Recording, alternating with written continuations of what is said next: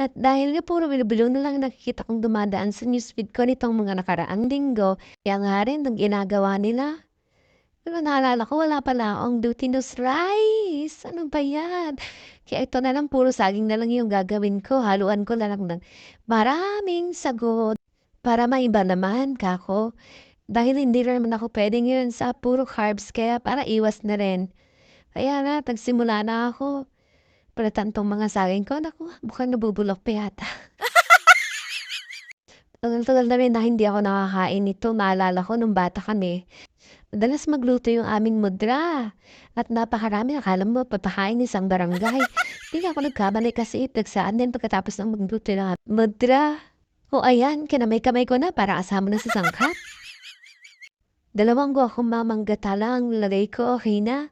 Importante malinamnam at malasa, okey na. Hayaan mo na yung bilog-bilog. Oo nga pala, bilog-bilog rin pala itong sago. Kaya namunin ko na lang na ganito.